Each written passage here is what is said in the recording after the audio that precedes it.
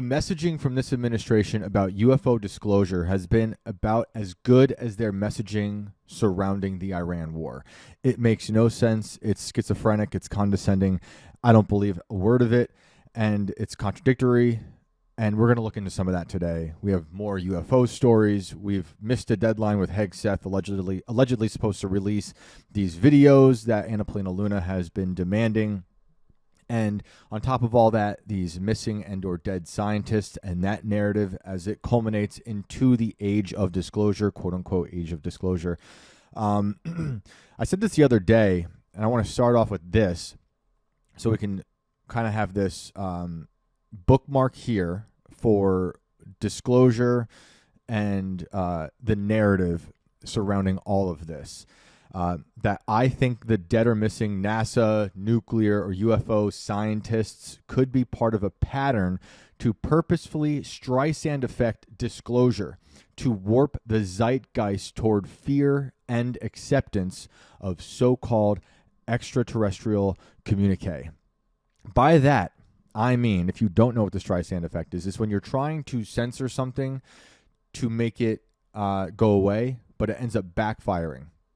And I believe now that the narrative engineers, as I like to call them, the people in charge of trying to shape the narrative, trying to shape the false reality, they know how the Streisand effect works. The internet is a Streisand effect machine. And a lot of times in the past, in recent past, we've seen people try to censor things off of the internet, backfires, makes it so people want to see more of it. If you don't know, the Streisand effect is when Barbra Streisand tried suing people to take off photos, like aerial photos of her house from the internet, and that just made everyone else want to take a look. So it was she got the opposite of what she wanted. Now, with the narrative engineers, I think they know that. And as they're trying to sell a narrative of this quote-unquote disclosure that is related to allegedly extraterrestrials or interdimensional beings, as some of them might say, like Anna Luna, they know that the public, this is my opinion, is primed to understand how the Streisand effect works, so that these narrative engineers can weaponize the Streisand effect against our preconceived notions of that. And so if they can work to delete, erase, censor, kidnap, kill even, again, we went over the whole false flag scenario yesterday with 9/11 or Sandy Hook and all that stuff.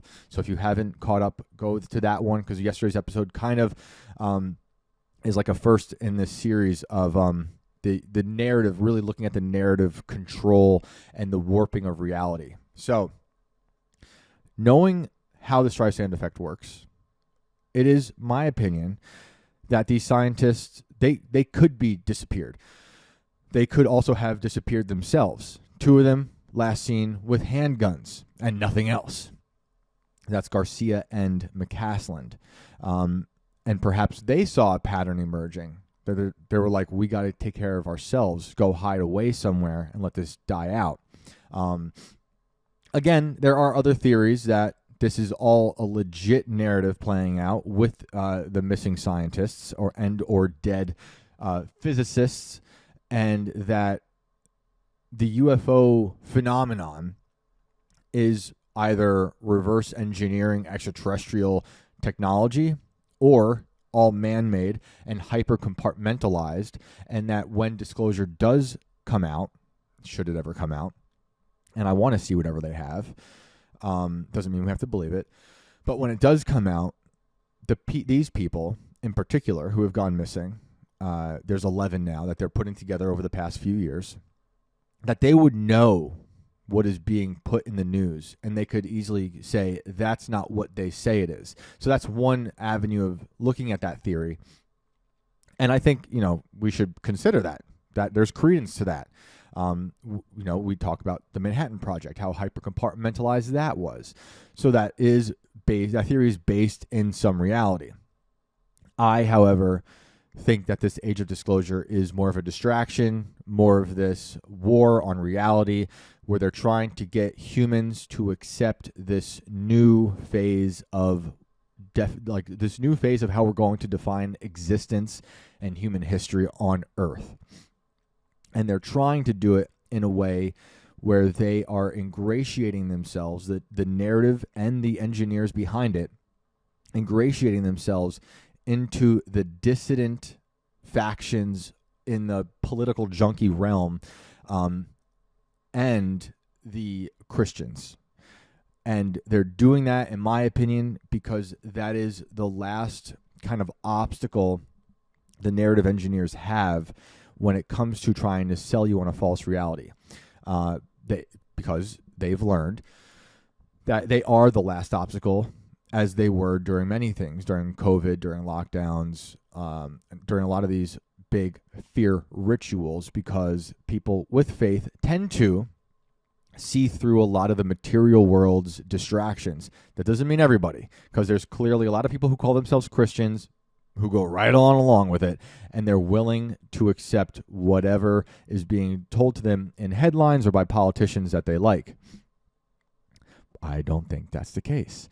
But why am I saying that? Because we can look at so many things happening right now that are maybe loosely connected to some people, but to me they seem very connected. NASA, scientists, UFOs, and the proliferation of AI. And so many narratives that are coming out of all of those stories, and the people in those stories, astronauts, the tech giants, Trump himself, who's about to read from the Bible. Is that today? Did I miss it? I don't know. It's sometime soon. They are really leaning into the religious aspect of everything that they're doing.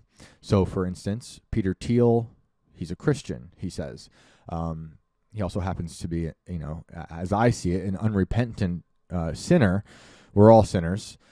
We're all born into a fallen world and born sinners. But there are people who, as I believe we should, as we accept Christ, repent of our sins and do our best to not give into the weak flesh. But Thiel seems to be doing the exact opposite, despite saying the other. So I have a big qualm with that. So that's one example of a tech giant who's doing that. You might have also seen it when I talked to the Rainmaker guy who said he's a Christian, but I believe everything he's doing is anti-Christian, despite him kind of wearing the skin suit of faith to sell it to people, to get them on board with what he's doing. Oh, he's a Christian? It can't be bad. That's kind of the argument I get. That's a very watered down, simple argument of what I get from people who are Christian or consider themselves conservative when I talk to them about the tech world. The astronauts, we saw them reading the gospel in their giant soda can that was locked in a Hollywood basement with the stars painted on the windows. It looks so fake. Please, you are free to disagree and let me know in the comments. But something so strange to me, someone like Matt Walsh, he's just gushing over the astronauts. They're reading from the gospel. But literally at the same exact moment as they're reading from the gospel, the one guy's like, whoever created the universe, if you're reading from the gospel and you're claiming to be a Christian and you're saying the gospel moves you, then you should know exactly who created the universe. There's no questioning. We can have questions. It's okay to question anything. We're little human beings with little brains. Look at me. Despite my giant forehead, I have a pretty small brain and tend to be quite retarded sometimes, and that's okay. I have questions. Sometimes I'm like, how does this happen in a world like this? But then I remind myself, God knows more. God is infinite. God is gracious. He is all-knowing, and I don't understand the plans that come from heaven. All I can do is have my faith. I pray every day. I love reading the Bible, and that's my anchor throughout this chaos. But when I see the scientists, the NASA people doing that, the astronauts, I'm like, what are they doing now? It's so interesting now. This is the whole thing. And the other story that came out of the NASA story recently was that the other astronaut saw a cross when he came back. And despite, I don't know if he's an atheist, but despite not having religion, he talked about how the cross was such a powerful image, which it is. I just did a whole episode recently, and not a whole episode, but I talked about it recently on a recent episode about, how powerful the cross is to me. To me, the cross should be the true infinity symbol. not the number 8 on its side, infinity symbol. When I look at the cross, I think of that's infinity. Up and down and left and right. It's all directions forever, of grace and love and power and love. So it was interesting to me. Perhaps he meant it. I don't know these people's hearts. I can see their actions when it comes to the tech people, and their actions go against the things they say. The astronauts, I have no idea. They're actors. Who knows? So there's all that. And then when it comes to the alien aspect to all this, they're talking about Book of Enoch, like Annapolena Luna. They're talking about interdimensional beings. They're talking about Nephilim. And I know there was some debate the past day or two about the Book of Enoch. That's kind of above my pay grade. That's my friends in the Nephilim Death Squad. You can check them out, and I love what they have to say about all that. And I've read the first book. I think there's 2 books from the Book of Enoch. I've read the first one. I haven't really done the second one. I should, and I will. So I don't know too much about that. I know in Genesis 6 and the mention of Nephilim and what that means. But I do find it interesting now that through the UFO angle of this narrative we're talking about here, and all these different angles, that they're now marrying this idea of extraterrestrials and interdimensional beings to religion, to Christianity in particular, to the Bible, to angels, to fallen angels. And it's worth looking at that from that angle, for sure. To me, when I see all these things together, it just appears like it's someone trying to sell me on something, knowing my beliefs, our beliefs. Not all of us. I know we're not all in agreement with faith. Maybe some of us don't even have faith. But we can all at least look objectively at this, despite our faith or lack of it. We can all look at this and be like, this seems like propaganda. Who's really good at propaganda? The government. So with all that in mind, when I see the narrative of the missing and dead scientists, UFOs, this what appears to be coordinated messaging. It doesn't mean everyone's getting passed notes like it's at the what was that, the Bush funeral? I forgot which funeral it was, not the McCain one. Maybe it was the Bush one. And they're like, everyone's getting notes. I'm not saying it's like that. It doesn't have to be that coordinated, like someone's getting a script, although that's possible because you see influencers on Twitter literally sharing the same script about like why soda's good or why cat turd should be the next president. I don't know. I do think there is something loosely coordinated amongst all of these angles that are connected about the future, about existence, about how we define existence, about what it means to be human, about what it means to be on Earth, about what it means to have faith, all these things, because they're all kind of using the same language in their own way. You could say, to look at it through a more positive lens, a more optimistic lens, that we are going through a revival, so we're prone to see more of this. And that's great, and I do think we're in a sort of revival. I think a lot of people have been going to church more. I think a lot of people are turning to Christ more. I think a lot of people are just taking their religion more seriously. And that goes for younger people as well. We've seen that a lot since COVID happened. There's been an acceleration, a major growth in people going to church, in people finding God. They realize this world is so deranged. They need an anchor throughout the storm of chaos. So they turn to God, that's kind of my story. I've kind of been through my story. My story is a little convoluted because I'm very stubborn. But it for sure started in me to become more serious during COVID. But also it was like looking at my own personal life, the evil I've seen personally, and then on an international level, like witnessing the story of Epstein explode and all that stuff. So, a lot of people are doing that. And then we saw after Charlie was killed, a lot of people started going to church again. And there is some revival happening, which you could say from the more optimistic lens of what I'm talking about here with the narrative stuff, that's why we're seeing more of it. It just could be that everyone's got bad theology. And I'm talking mostly about politicians and the tech vampires, because I don't trust any of them. Even when they say things that I agree with, I'll champion those things. I think, hey, that's a good idea. Palmer Luckey has said a lot of good things that I think are very interesting, very smart, and things I agree with in terms of UFOs perhaps coming from ancient breakaway civilizations. I agree. He also talks about the surveillance state that's been growing and how everything is watching you. Your phone is watching you. Your computer's watching you. Your Ring cameras are watching you. Your neighbor's Ring cameras are watching you. The Lockheed Martin satellites are watching you. The fake birds in the trees are watching you. The fake birds on the power lines that are charging the batteries at the Target parking lot are watching you. We know these things. And he says that. I'm like, I agree. It just so happens that the guy who's giving you lots of money is also building out the surveillance state. So maybe that's why you know more about it. But that is my feeling, my gut feeling when it comes to the NASA nuclear UFO scientists, and that there is a sophisticated narrative engineer, a narrative engine behind it all, warping the zeitgeist, the consciousness of society into accepting and fearing this new reality that they want us to believe in about extraterrestrials and our official communications behind the scenes with them, which does line up with so much quote-unquote conspiracy theories from the last 5 to 6 decades. You know, you can talk about MJ-12, Truman, Eisenhower, Carter. You know, they've all been talking about this in some way or another. Project Blue Book. You know, it's not like this is a new thing, but where we're at now is a culmination of all of those stories that have been on the fringes of the narrative for years, and were mocked mostly. You know, mostly mocked. When Alex Jones was talking about interdimensional beings, it was a meme for most people.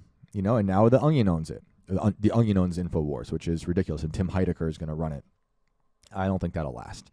But they probably don't care. They'll probably have no views and have so much money that it'll last longer than most of us think. But that's my idea about that corner of this narrative. And then back to what I said in the very beginning about the messaging being so horrendous.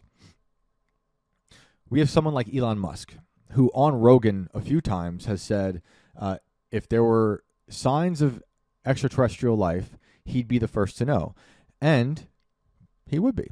As a defense contractor whose SpaceX company is in control of all of the government satellites, he has massive contracts. As someone who is also building out what they're calling the Golden Dome, which is our version of Israel's Iron Dome, which will be Skynet to some degree. I'm hitting my table. I'm getting so worked up. So sorry if you're getting motion sickness from the bouncing. Although when I was doing the car video, I looked at it later. I think Alex might have stabilized the video from the car. So that's good. Shout out to Alex. Thank you, Alex, as always, for hooking it up and making this show air, helping the air every night, and uploading these videos for me. She rules. And she makes all the clips and the thumbnails. So Alex is the homie. And she does a great job. And I am so grateful for her. But she seems like she took out all the bouncing from the video from the car from like a week ago, 2 weeks ago. Anyway, it's something weird. There's something weird about how Elon can say he doesn't believe there's anything going on out there because he would have seen it. And he, you know, would have. He is some authority on space, but you could say he's lying. You could also say that is something an alien would say, or something, or someone who is a descendant of a breakaway civilization. They might say that as well to cover up for their family that's floating in low Earth orbit. Maybe. But then, that was just like a year or two ago. But then we have the government now and all his friends in the government preparing us to believe in extraterrestrials. So is he in the dark the whole time? Had they just somehow been using a cloaking mechanism to get around all those SpaceX satellites, all the Lockheed Martin spy satellites, all the Raytheon satellites? Spatellites is hilarious. I don't know. It's just weird. And then in the years leading up to today, there have been obviously multiple stories about UFOs, about the Pentagon being caught lying about making up UFOs to cover for their own technology that they are testing in the sky, which I believe is probably some sort of Lockheed Martin skunk work situation. It's interesting. So we're going to look through some of these stories and the ones that were recent, and by recent I mean in the last few years, and what they were saying about UFOs, and then where we're at today. And all of this is connected. It's the Charlie Day meme where he's like, you know, smoking. He's got all the things, the rope, the twine rather, connecting all the photos. That is the reality. when you look at it this closely, it does become something that makes you sound schizophrenic to people. So you do your best to try to condense it into something that sounds somewhat digestible when you're having these conversations at playdates, perhaps, which, as you can imagine, happens from time to time in my life. But it's fun because I think this stuff is important. So from March 8th, 2024, I have this from PBS. And real quick, I am getting back to phone calls. I haven't forgot. I know I haven't done it in a little bit. We'll try to do it tomorrow. I've had a lot I wanted to say, and I'm on somewhat of a time constraint these past few days, doing some side hustles to make a little more scratch. And so I'm in and out real quick, and wanted to get these things said, get them off my chest. But I do miss hearing from people, as always. And we'll get back. I'll post a link again tomorrow morning around 9 or 10 in the morning Eastern time on my Twitter and probably my Instagram stories. So if you follow me in those places, you'll see the Zoom link there. Do call in. We could talk about anything. Anything goes. So there's that. And also just shout out to all of you. You are the best audience. You are hilarious as always. The comments are amazing. The support is great. Thank you so much. Much love to Rumble and much love to YouTube and everyone out there on Spotify who listens and Apple, wherever you're listening to this crazy podcast. I am so grateful that you tune in. You know, it was amazing when I was getting 20 people listening and watching. And it was amazing I'm just happy that anyone tunes in and has something to say and they share stuff and they leave comments and they hit me up with links to stories or they tag me online to other stories that might interest me and be good for the show. I'm grateful. Seriously. You guys are awesome. So thank you so much. And for the people who show up at night and watch this air, because as you know, some people don't know still, these are pre-recorded. This is actual sunlight hitting my non-vampiric face. I am not bursting into dust, as you can tell. Oh, well, Shane, that might be fake sunlight. And you know what? I've done my job if you're questioning the sunlight in this room. Anyway, the Pentagon study finds no sign of alien life in reported UFO sightings going back decades. Again, this is from PBS from 2024. The Pentagon released this study on Friday that examined reported sightings of UFOs over nearly the last century. They found no evidence of aliens or extraterrestrial intelligence, a conclusion consistent with past U.S. government efforts to assess the accuracy of claims that have captivated public attention for decades. I would love to be a part of, somehow get into the rooms where these stories are written, the research that goes into the stories, who they talk to for sources, and then behind that, get into the rooms where they compile what is being shared publicly and why they're sharing this narrative at this time compared to today, where there's obviously different discussions happening just 2 years later. Is it a cover-up? Is it just it's time to tell them? The people are ready. They're ready. I don't know. What do you think? The study from the Defense Department's All-Domain Anomaly Resolution Office analyzed U.S. government investigations since 1945 of reported sightings of unidentified anomalous phenomena. More popularly, I can't read that word. Popularly, there was a word I couldn't read yesterday, and I happened to catch an episode of Tim, and he was doing something. He read this from the same thing as me. It was the manifesto. He read the word perfectly. That's how you know that my AI needs an upgrade. It found no evidence that any of them were signs of alien life or that the U.S. government and private companies had reverse engineered extraterrestrial technology and were hiding it.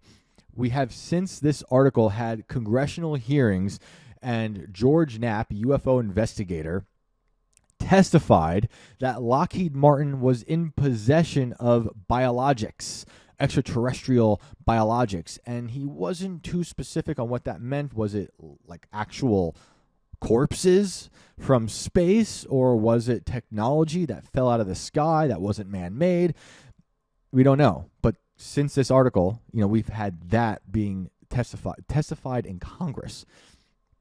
And then maybe 10 years before this article was written, in the New York Times, we had another contradictory story with sources allegedly from the government saying we were in possession of off-world vehicles not of this world. so that they were basically docked in space and they weren't made by anybody from Earth. Interesting. This is what I mean by the messaging is completely insane. I think overall, that's the message.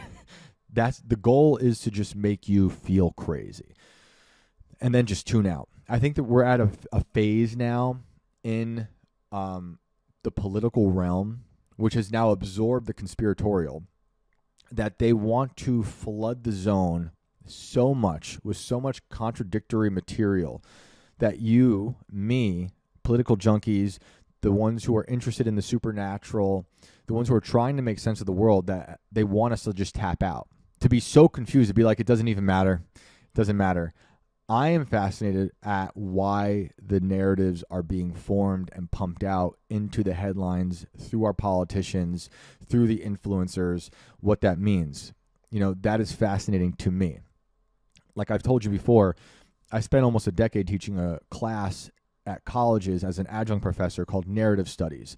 We broke down narratives word by word, image by image, page by page, from a macro level and a micro level, to understand what is the author doing here. Maybe subconsciously, maybe not. I don't really care to know exactly what they meant. We could look at interviews and say, this is what they did mean. But there's something that happens with language where the narrative engineers, this is now, I'm not talking fiction, but you could say it's fiction if it's coming out of a lot of these journalists, they're creating some sort of spell. Now, each one of these articles is somewhat of a spell, and it does happen on a grammatical level at times, and it happens on a more macro level at the the sources they use, what they leave out. So I don't really believe there's anything objective anymore. We can try to be objective, but there's always going to be something in the back of your brain that is giving some subjective attitude towards what you're looking into. You might be hearing one of my children upstairs having a great time. They're partying. So when I'm saying on a small grammatical level too, and I really think this is important, I've said it before, but if you're reading this stuff, it's not in this article I'm reading, but it happens all the time. It's like, what kind of style are they using? Are they capitalizing B in the word black when they're talking about a person, but lowercasing W in white when they're talking about a white person? These are interesting, I think, wrong style guides that have been put together by the editor class to say, this is how we bake ideology into the very spelling of words. That to me is a form of casting a spell. And that is just a very micro version of what's going on in so much of this narrative, where we're unspooling, why are they telling us this? Why is it contradictory? What are we supposed to take from it? So, I spent a long time looking at novels, looking at nonfiction books, looking at short stories with classes. And for me, it was fascinating because I was able to have, my classes were typically small because the other half of the semester they were writing their own material, and that's a lot of stuff to read, 10 to 15 pages every week from 10 to 12 students, I guess, from multiple classes. I had 4 classes a semester. And I wanted to give them legit criticism, constructive criticism, and be like, this is how you can make it better. I don't want you to sound like me. I don't want you to sound like someone else. We want to find the best version of you on the page. So we take it apart, we put it back together. But I learned so much from having these different college-aged kids, they were freshmen to seniors, and what they saw, and I did have kids who were all across the spectrum politically, and fascinating, and I never brought politics into my classrooms. They didn't need to know how I felt about things, but they were allowed to write about politics, and even if it was a kid writing something that I completely disagreed with, I still wanted to help them make this opinion or story the best it could be, because that's what's important. I'm not there to give them my ideology. I could say, hey, this is actually factually inaccurate, figure it out, make something better because this is a bad argument, and that could go for both sides, clearly. But you learn a lot when you read things closely and when you reread things, which is why I like to reread the Bible as much as I can. I see something new in the Bible every day, and it's fascinating. The older you get, Thank God. We are blessed to be here still. And the more experience you get, the more you learn. Anyway, that was a little tangent, but we got to think about that when we're reading articles like this and we're trying to make sense of everything. Now back to the story. All investigative efforts at all levels of classification concluded that most sightings were ordinary objects and phenomena and the result of misidentification, said the report, which was mandated by Congress. Another volume of the report focused on more recent research, and that will be out later. U.S. officials have endeavored to find answers to legions of reported UFO sightings over the years, but so far have not identified any actual evidence of extraterrestrial life. A 2021 government report that reviewed 144 sightings of aircraft or other devices apparently flying at mysterious speeds or trajectories found no extraterrestrial links, but drew few other conclusions and called for better data collection. We already knew about the Tic Tac at this point and stuff like that. And so there are already, at this point of this article being published, we already had congressional hearings about the Tic Tac, things flying in and out of the ocean at ridiculous speeds. And now, as of last year, we have from Eric Burleson that video of a UFO I think it was actually hit by the Hellfire missile, and it did nothing and it kept going. We also have to wonder how much of what we're seeing is AI. I asked Rep. Burleson that on the Culture War episode we did with Tony Merkel, that must have been a year plus ago, how they even discern what's real and what's not in the age of AI. Didn't really have a great answer, but it's certainly something that's on his mind. The issue received fresh attention last summer when a retired Air Force intelligence officer testified to Congress that the U.S. was concealing a long-standing program that retrieves and reverse engineers unidentified flying objects. The Pentagon has denied his claims and said in late 2022 that a new Pentagon office set up to track reports of unidentified flying objects, the same one that released Friday's report, had received several hundreds of new reports but found no evidence so far of alien life. The authors of Friday's report said the purpose was to apply a rigorous scientific analysis to a subject that has long captured the American public's imagination. So with that in mind, Trump has recently said that UFO disclosure is imminent. And let's take a closer look at something that we might learn more about whatever comes out, if it ever comes out. I'm guessing it's going to be around the Roswell anniversary. It might be sooner. But it seems like they're also kind of they're reluctant to release this, maybe purposefully, to get the audience on edge, It's like these are all trailers leading up to the big movie. That probably will be a letdown. 2023 Lake Huron UFO. Will Trump's declassification finally reveal the wreckage? This is from WIONnews.com from April 19th of this year. On February 12th, 2023, a U.S. Air Force F-16 fighter jet fired an AIM-9X Sidewinder missile to shoot down an octagonal-shaped object with hanging strings flying at 20,000 feet over Lake Huron. I think this is an interesting story. I do want to know more about it. But I'm going to pause there really quick because I forgot to say something earlier when I'm talking about the Streisand effect. If you missed when I talked about the Black Vault website getting like millions of their FOIA requests through the Pentagon about UFOs deleted one day, that's when I started to have this idea of the Streisand effect being weaponized against disclosure discourse. And the idea was that if some actor, who knows from where, paid off by the government, who knows what, is told to hack into the Black Vault and delete everything, knowing it'll make headlines, knowing it'll make the people who are interested in these stories be like, oh, it must be crazy because they're deleting this stuff. What are they hiding?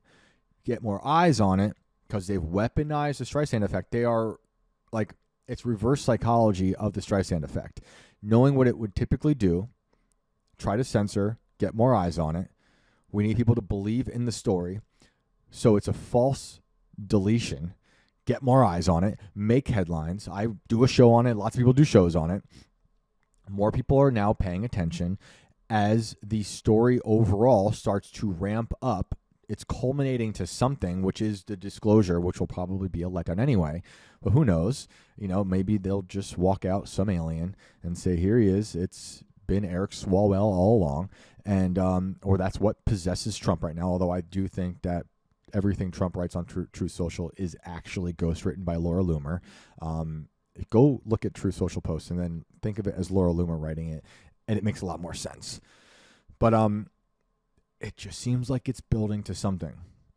Again, you could be like, well, Shane, this is your confirmation bias because you taught narrative studies. You're obsessed with narrative. You're looking at these things maybe a little too closely. You're also paranoid. That's fair, for sure. And I try to keep that in check because, trust me, I can go off the rails really easily. But that's why we're here. While the public was told the search was suspended within days due to weather, a November 2024 Freedom of Information Act release revealed that the Royal Canadian Mounted Police actually recovered debris from the lake in March 2023. What did they recover? Imagine being an alien, if you believe in aliens, and it lands in Canada, and you're like, I was so close. I meant to go to America. But now they've got me signed up for the MAID program. Thanks, Trudeau. Thanks, Fidel Jr. The declassified Canadian documents indicated the recovered wreckage may have contained a module from a commercial weather monitoring equipment company, though U.S. and Canadian defense officials remained publicly silent on confirming the object's origin. In February 2026, President Trump officially directed Defense Secretary Pete Hegseth and relevant agencies to identify and release all government files related to the UAPs, UFOs, and extraterrestrial life directly targeting these unresolved military encounters. Because the object was shot down by a U.S. jet but landed in Canadian waters where the RCMP led the recovery, the upcoming Trump declassification is expected to force transparency on the joint NORAD intelligence sharing regarding the physical wreckage. The incident exposed significant gaps in North American radar programming. The Lake Huron object was only detected because NORAD temporarily widened its radar filters to look for slow-moving, low-altitude clutter following the earlier Chinese spy balloon incident. Shout out to the caller who once called in who saw that thing floating across the sky, took photos of it. With the 2026 declassification order in effect, allegedly, transparency, that's what we're called. That's nice. That's that's a synonym for conspiracy theorists. I like this. Thank you, WION. We are now transparency advocates. Now, we expect the U.S. Department of Defense to finally release the unredacted gun camera footage from the F-16 intercept and a definitive U.S. intelligence assessment of the Canadian recovered debris. Well, I'm going to be looking forward to that.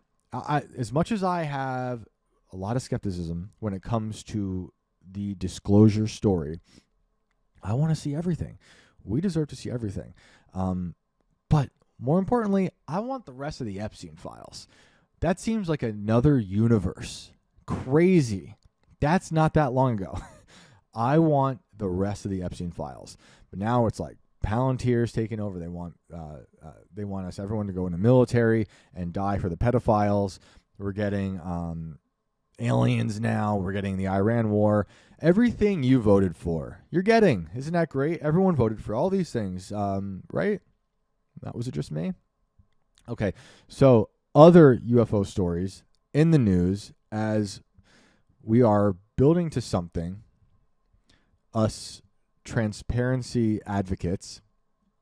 A massive cluster of unknown flying objects was spotted near our favorite place, Wright-Patterson Air Force Base, which is, as we know, a military installation long rumored to be linked to UFO activity.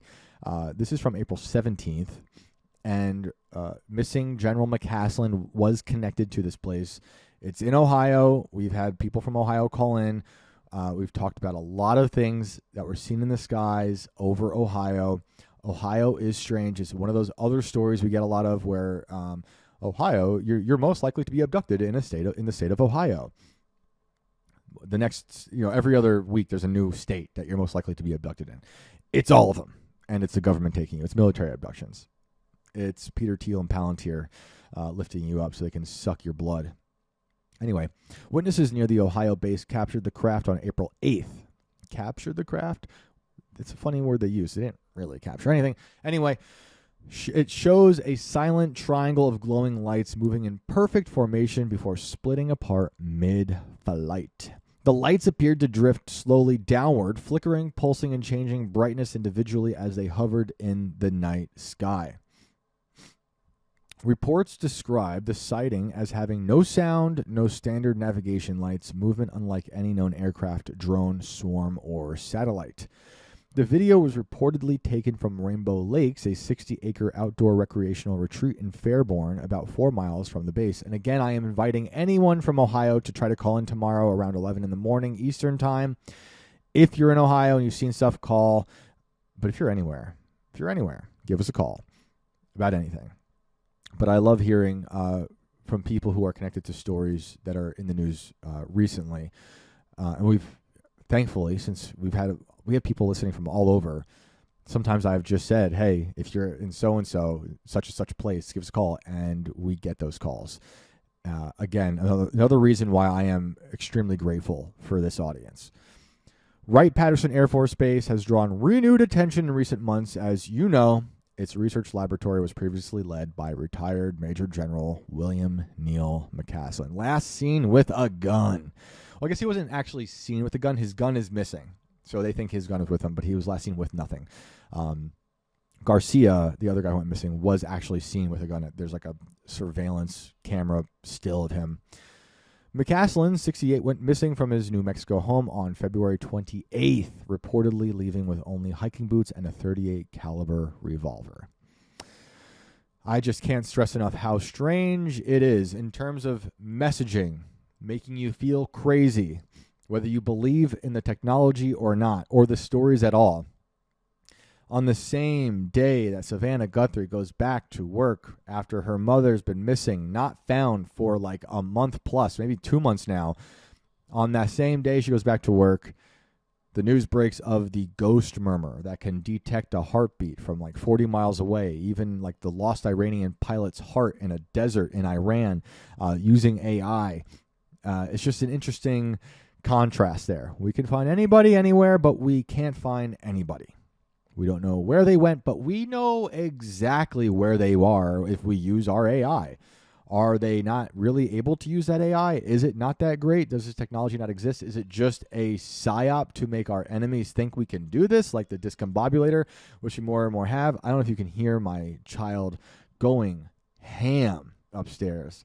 I'm looking down because I have a monitor here to make sure, because we're all working, and this one's actually supposed to be napping now. She was just put down, and she's fighting that, as we all do.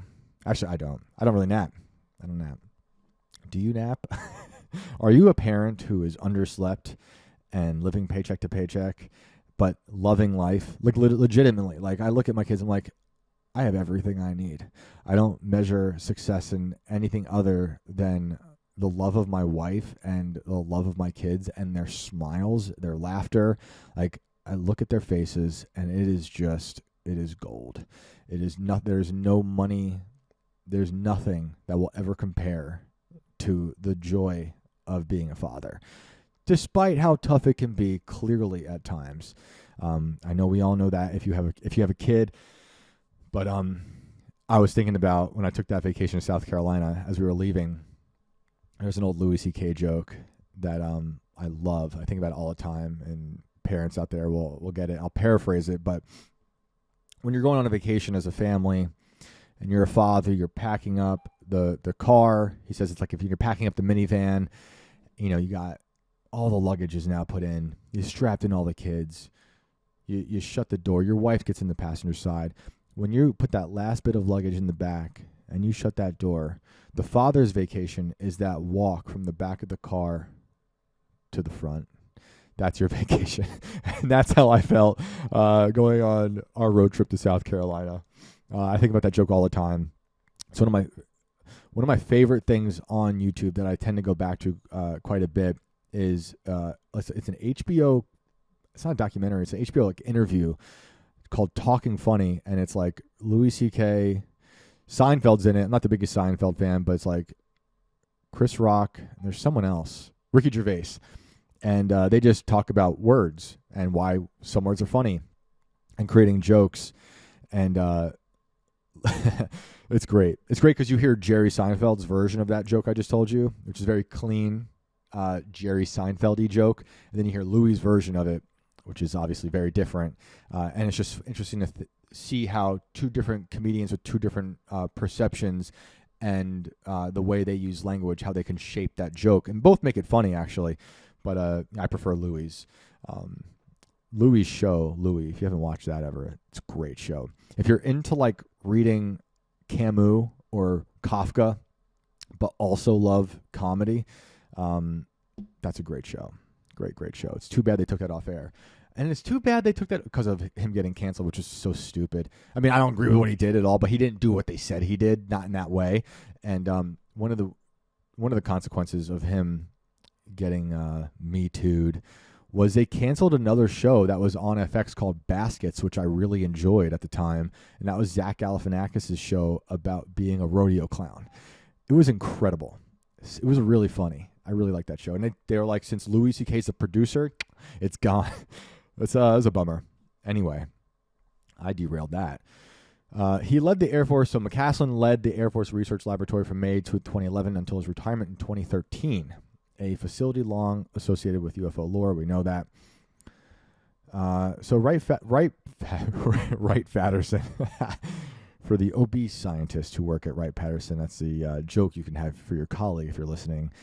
Wright-Patterson, it's so stupid, leads development in aerospace technology, advanced materials, sensors, human performance, and, of course, AI. The Daily Mail, from which I am reading this article, has contacted Wright-Patterson for comment on the video. The clip has flooded social media, and from where users are debating whether the lights are extraterrestrials or parachutists with flares. I like that. Parachutists with flares. It's like the old alien story, not that old, so a few years ago. I think it's in Chile, when they said there was aliens trying to get this village, and it turned out in the official story that it was just like miners, M-I-N-E-R-S, on like jetpacks flying up. There are people who get very mad if you say that story, and they're like, oh gosh, I forget the guy's name. The guy who had beef with the Indiana Jones guy. He's been on the show. The Indiana Jones guy that Nephilim Death Squad got into it with. I told him that story on the show, and he was like, "That's just the official narrative." Which I'm like, "All right, I'm willing to hear you out." But him and others were like very upset. He's like, "That's just a lie. It was aliens. It actually was aliens." And I'm like, "Was it though? Was it though?" Anyway, what the heck is that guy's name? All I'm thinking is Indiana Jones. One user on X claimed the lights were non-human intelligent orbs. Remember the spheres that we were talking about last year? While another user on Reddit shared, "This is exactly what it looks like when parachuters have flares attached as they're falling." This is why I try to look at this from all angles, because those could be valid, either one. But it's why I talk about art. And in terms of perception and shaping narratives, I do like Picasso. And I know a lot of people don't. He wasn't a great guy. I get it. He didn't lead a life that I agree with. I like his art. I do think that abstract art, cubist art, absurdist art is a better reflection of what reality feels like to be alive and to experience the fragmented, chaotic reality. And I believe more like the Renaissance art, more realist art, is a reflection of humans trying our best to create the absolute most beautiful art that reflects God's beauty. I like all art. Somewhere in this bookshelf I have a Picasso book, and it's an amazing book. But Picasso and other cubists and surrealists, we'll take Picasso in particular. He put a vase, let's say, on a table, and to create the cubist effect, he'd walk a circle around it to create it. And that people just might hate that artwork. They might think it's childish. That's totally fine. I do like that way of looking at things, though. Like these stories, we're circling one thing, and we're trying to see it from different points of view, because that helps us break whatever confirmation biases. We do have whatever subjective attitudes we might have. We all have them. And by trying to look at one thing through multiple angles, as many as possible, even from things we disagree with, I think it helps us get more to whatever the truth might be. But don't forget your own.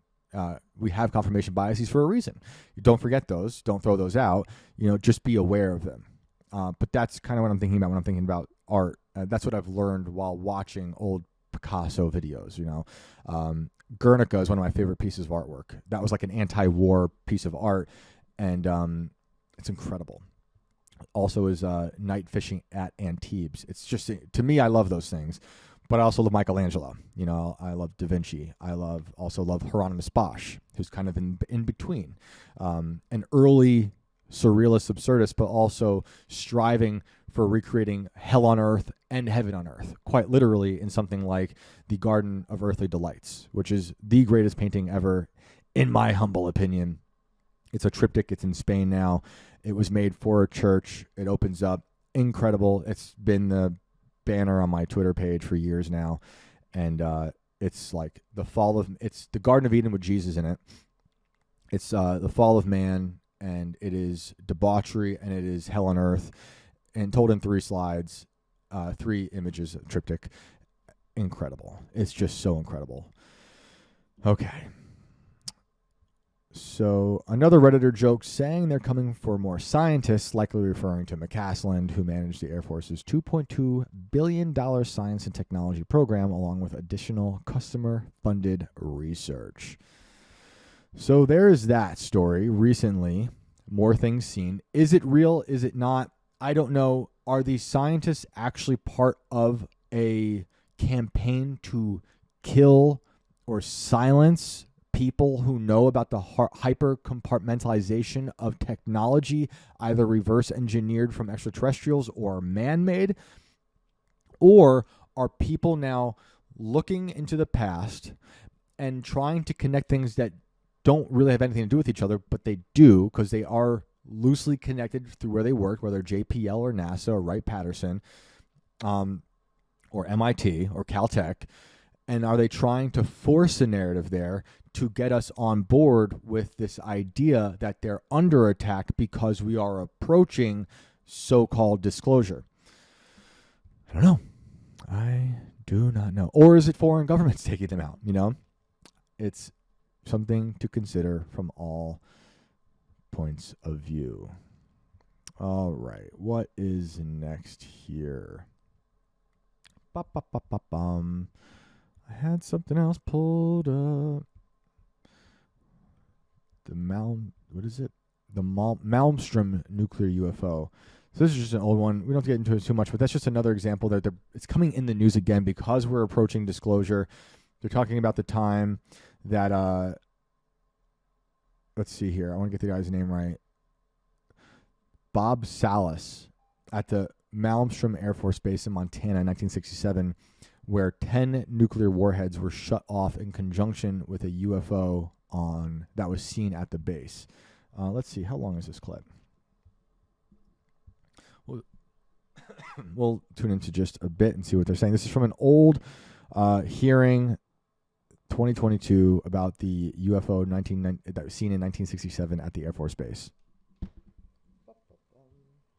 I'm on the record. It's also been reported that there have been UAP observed and interacting with and flying over sensitive military facilities, particularly, and not just ranges, but some facilities housing our strategic nuclear forces. One such incident allegedly occurred at... By the way, you are hearing from Rep. Mike Gallagher, Republican from Wisconsin's 8th District. Malmstrom Air Force Base, in which 10 of our nuclear ICBMs were rendered inoperable. At the same time, a glowing red orb was observed overhead. I'm not commenting on the accuracy of this. I'm simply asking you whether you're aware of it and whether you have any comment on the accuracy of that report. Let me pass that to Mr. Bray. If you've been looking at UAPs over the last 3 years. That data is not within the holdings of the UAP task force. Okay, but are you aware of the report, or that the data exists somewhere?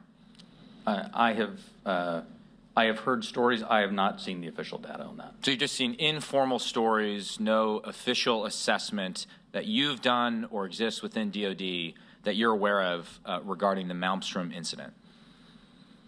All I can speak to is, what's within my cognizance, the UAP task force, and we have not looked at that incident. Well, I would say, it's a pretty high-profile incident. I don't claim to be an expert on this, but that's out there in the ether. You're the guys investigating it. Who else is doing it? If something was officially brought to our attention, we would look at it. There are many things that are out there in the ether that aren't officially brought to our attention. So how would it have to be officially brought to your attention? I'm bringing it to your attention. Sure, this is pretty official. Sure. So we'll go back and take a look at it, but generally there is some authoritative figure that says there is an incident that occurred. We'd like you to look at this. But in terms of just tracking what may be in the media that says that something occurred at this time, at this place, there are probably a lot of leads that we would have to follow up on. I don't think we have resources to do that right now. Well, I don't claim. Interesting. And that was Ronald Moultrie, Defense Undersecretary for Intelligence and Security. Interesting. I bet that tune regarding that story will change closer we get to allegedly disclosure. I don't know. And let's look at this as well. From the Calgary Herald. This is from 2023, an older story, but just something I've been thinking about as we're getting to this new narrative about taking these things seriously. The Pentagon's been back and forth. We've lied. We're releasing things we do know are true. No aliens. There are aliens. We don't have the resources. We do have the resources. NASA saying we need you to video the sky more, record the sky more. That was a whole press conference they did about reviewing the sky more. On the day Charlie Kirk was murdered, that morning, NASA said they found life on Mars. Just interesting. So, nearly 6 decades after seminal Montana UFO incidents, Air Force vets brief Pentagon. So 2023. On the night of March 24th, 1967, this is more on what I just told you about, Robert Salas was a 26-year-old U.S. Air Force lieutenant, cocooned 20 meters below the Montana prairie, overseeing weaponry that could obliterate millions. Instead, without any warning, Salas said his menacing cluster of 10 Minutemen, one intercontinental ballistic missile, burrowed beneath the Malmstrom Air Force Base. A 5-hour drive southeast of Calgary seemed to be prey. I felt we were under attack, said Salas in a phone interview from his home near Ventura, California. But the assistants, he said, weren't any Cold War foes. Soviet technology couldn't have abruptly disabled the missile's guidance and control systems, which is what happened that night. You would have to have sent individual signals to each missile, and within seconds, we had no power, said Salas, who is at the time of this 82. This had never happened before, and we have nothing that could do that now. Salas said what transpired above his concrete and steel bunker holds the answer, or at least one of them. Just moments before the system's failure, a non-commissioned security officer on the surface made a series of increasingly frenzied phone calls to Salas describing an oval-shaped form within pulsating glowing orange-red lights hovering over the installation. The NCO had also described the approach of the silent object, which was making unusual controlled maneuvers such as flying very fast, coming to a dead stop, then reversing course and making 90-degree turns, said Salas, who was locked into the subterranean capsule for security reasons. Could be a drone. I think they've had drones for way longer than we've known about drones. He was screaming in the phone, terrified. I told him to secure the facility at all costs. Responding to his orders, other security guards scrambled to other launch sites in the complex only to see glowing objects hovering over them, said Salas. It was reported they lost radio contact with the flight security controller and were very shaken by the experience, he said. Less than a minute after the pulsating object had arrived over his launch control center, it had quickly departed, said the U.S. Air Force veteran. The dumbfounded officer soon found himself in a meeting with his squadron commander and a special investigations officer and was told the incident didn't involve any kind of Air Force exercise. Salas said he was also told to never speak of the incident as it was now classified. I signed an NDA. I didn't start talking about it until 1996. He recalls at the time in 1967 his colleague, Colonel Fred Mywald, telling him there had been an earlier similar incident at Malmstrom, but only discovered decades later it had occurred just 8 days before his own experience. Now, I think this is some sort of human test. That's how I always think about these things. You could say maybe it's extraterrestrials.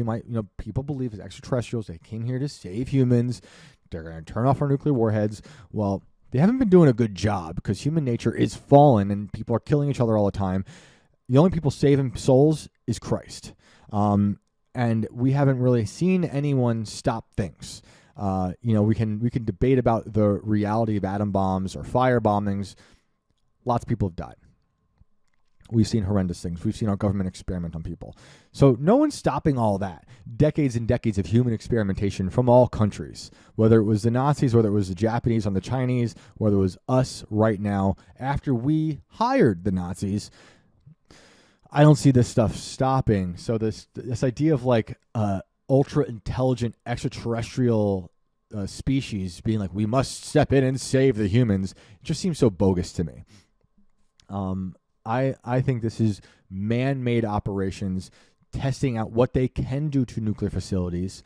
This is Cold War era, what we're reading about. And also, it sounds a little bit like what we are actually talking about now in the headlines from the past 2 months, the discombobulator. A little different, but basically kind of the same thing. Remember the propaganda tweet that we were reading about that Catherine Levitt talked about? This quote-unquote source on the ground, a security guard in Venezuela, said he didn't say discombobulator. Those are Trump's words, but he said there was a technology from the sky when they came to get Maduro. It turned off everything. It turned off all our machines, and they destroyed everything. People were bleeding from their faces from the sound, right? It was like a Havana syndrome on fentanyl and steroids. And if you have some machine that can just turn everything off, it kind of sounds like what we're talking about here, in my humble opinion. So within a span of 6 months, we lost 30 nuclear missiles to UFOs, said Salas, who provided an Air Force document declassified in 1996 regarding the March 16th incident at Malmstrom. The March 17th, 1967 communication contains clear expressions of alarm and bewilderment. All 10 missiles in Echo flight at Malmstrom lost strategic alert within 10 seconds of each other for grave concern at this headquarters.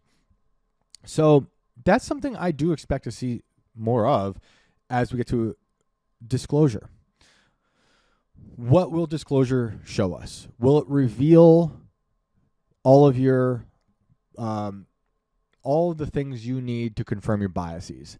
Is that what we're looking for?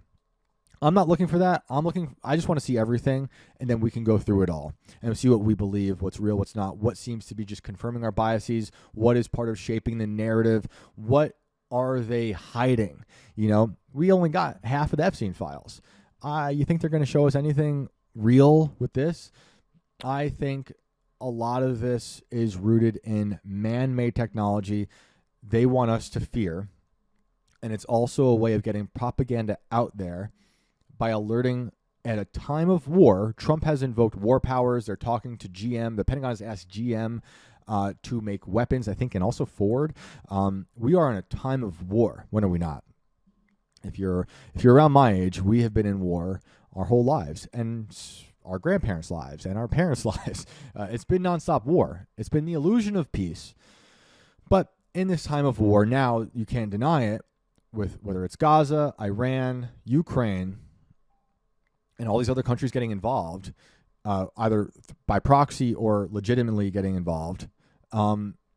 Will disclosure be a way of getting propaganda out there that we, the government of America, has access to extraterrestrials and they're with us and they're communicating with us and we have technology? We reverse engineered, and if you do anything wrong, we're going to obliterate you. We'll wipe out an entire civilization, Trump says. Maybe he's going to do that with what they'll say is alien technology. I will think that part of the story is bogus, but I do think they are developing things that we can't even imagine. It might be, as I've said, lasers. It might be some kind of crazy frequency. It might be some sort of insane, particle smasher, which they have, and they're saying there's other articles talking about how CERN's getting ready to talk about aliens. Another angle into the story. All right, guys. Well, that's it. I'm going to run. Thank you so much for tuning in. You guys rule. Thank you for the people who reached out, who said they wanted to contribute. I appreciate that. And so I've been using my Venmo, which is Vulture House Press. That's what I created for my independent books. You can find me there if you want, but you can also really pre-order my book. It's a ways away. Comes out September 1st, but I love writing and I love this book, and I'm very proud of this book, and I'm excited for that to be out in the world. And it is years in the making. Can't wait for it to come out through Skyhorse. They've been great to work with, and that is available right now for pre-order. You can get the Kindle, you can get the hardcover. It will have an audiobook, and pre-order it now. Amazon, Barnes & Noble, all those places. It is pinned on my Twitter and my Instagram. Check it out. Shout out to all you guys. Thank you for the comments. Let me know what I've missed, what you're thinking. Am I overthinking this? Am I diving into my confirmation bias of narrative, looking too closely? What am I missing? What stories have you seen that fall into this from any of these angles? It's a wonderful time to be alive, and it is a blessing to be alive. And despite how crazy it is, it's amazing.